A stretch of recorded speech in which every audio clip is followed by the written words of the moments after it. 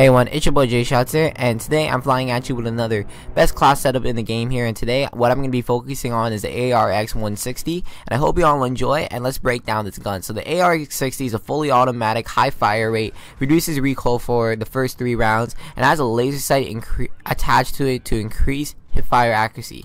So this is a really great gun. It has a great accuracy rate, great damage rate, great range rate, great fire rate, great mobility, basically a great everything when it comes to the weapon stats. And I love this gun to death. It's really good. It's my go-to assault rifle now. I'm starting to explore this game a bit more, and I find that this gun is extremely amazing. The laser sight does help when you come into close gun fights, but you will be using this gun mostly at mid to long range. Now I'm gonna break down the attachments and why I felt like using these. So the muzzle brake, I choose the muzzle brake as my first attachment to this gun. The reason why I'm choosing a muzzle brake is because of the fact that it increases the range a lot, and you'll find it really useful. I assure you. And the muzzle brake is good on every single gun. I feel like that this attachment is basically illegal because it's so good. And also, it increases the range and increases the damage. So you're getting a better damage and you're getting a better range. You're shooting people from a bit farther away, and you're just gonna get a pure out accuracy on them.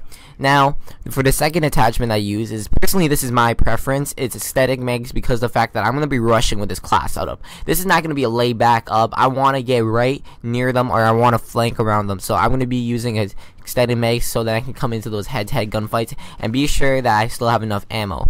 Now, you guys can use whatever you want on that second attachment. The reason why I chose aesthetic makes is because of that reason, and I feel like the iron sights are perfectly fine on this. I know people that use tracker sight or the red dot sight, but I don't feel like it's needed on this gun, so your choice. So for the secondary, what I have is the PDW, and this is one of the most overpowered secondaries in the world. It's not really like the Cat 40 in Black Ops 2, but it's still it's still up there, so I recommend that you should use it. Now for the lethal, what do I use is I use the frag grenade and the stun grenade for the tactical. The reason why I'm using a frag grenade is because of the fact that I'm gonna be aggressive with this class setup. So if I ever see someone and they have the advantage of me and they know where I am, I can throw that frag grenade, hopefully to get a bit of stun, hopefully to get them a bit damaged, and I can pull up with my gun and get them easily. Now the stun grenade is that if I ever see someone in the building and they know where I am, I can throw a stun grenade,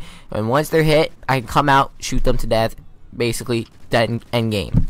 Now for the perks that I use is Stalker, Off the Grid, and Scavenger. Stalker, because of the fact that aiming down your sights and moving around is going to be really useful with any assault rifle, especially with this gun.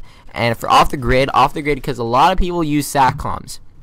SATCOMs are very annoying, but in order to survive the SATCOMs, Off the Grid is going to be really useful. I don't know how many times I snuck around their base and they had SATCOMs in the air and they didn't see me and I got a bunch of kills. I highly recommend Off the Grid. Now for the third perk, Scavenger, because of the fact that you don't want to be picking up guns from the ground. That's kind of waste, and you can probably get a crappy gun and then you're gonna regret it not getting Scavenger. Now for the strike package I use is Assault. So the reason why I'm using Assault now is because of the fact I find that Assault gameplay is a bit more entertaining. It gives me more fun and advantage. I almost got an Assault KEM strike. That was really cool.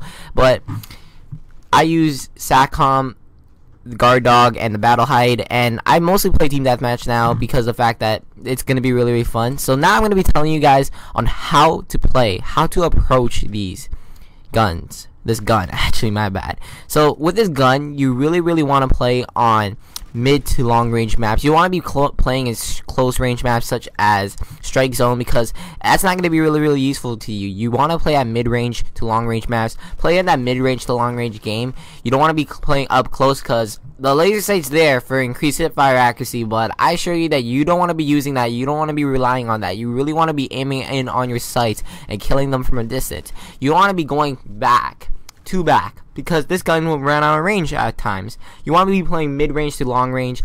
Never play close range. You can play close range if you want to. I've seen people successful with it. My personal preference is use tactical because of the fact that you're going to be moving quickly and you want to be sliding to your spots. You want to be using your gun to the advantage, and tactical on the controller outlet, the controller button outlet is going to be really useful for you. If you don't know what it is, it's just switching your knife button and your crouch button, so that's going to be really useful. And that's really about it, guys. I hope you all enjoy this gameplay here with this commentary here. If you guys do, it means a lot if you drop that like button down below. Let's hit for 25+ likes. Alright guys, J Shot's flying out. Merry Christmas to y'all. Peace.